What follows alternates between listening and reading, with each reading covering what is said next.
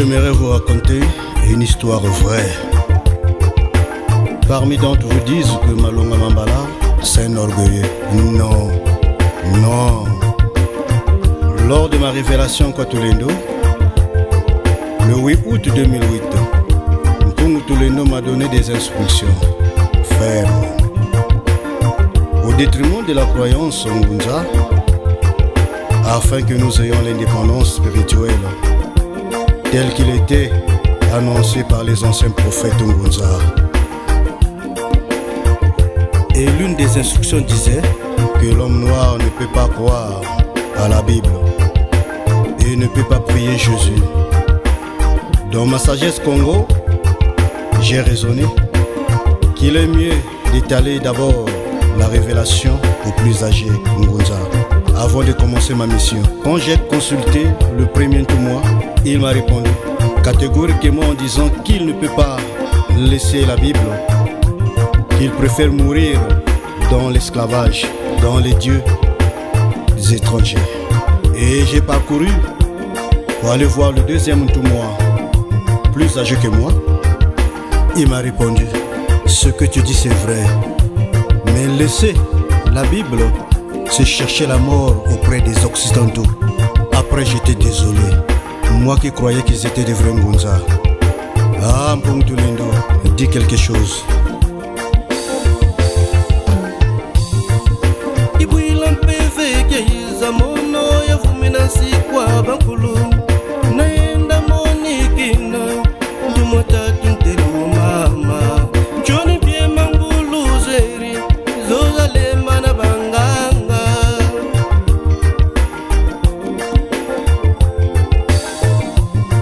weni sila kwani tono no munzila ngunza ukaka mebwanjuku mamanye mebukaka mebwanjuku mamanye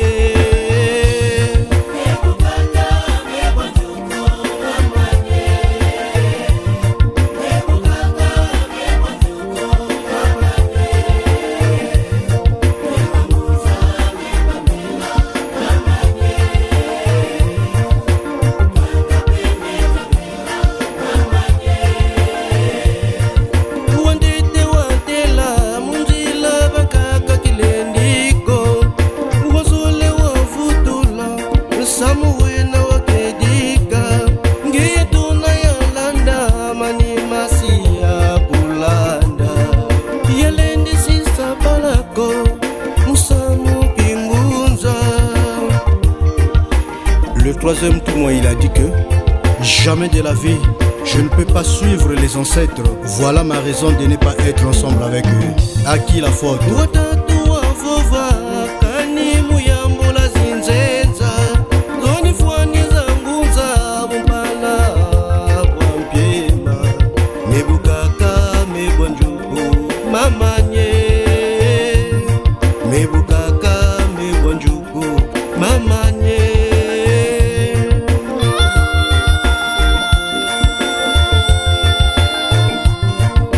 Ngoma sadira kufina makinu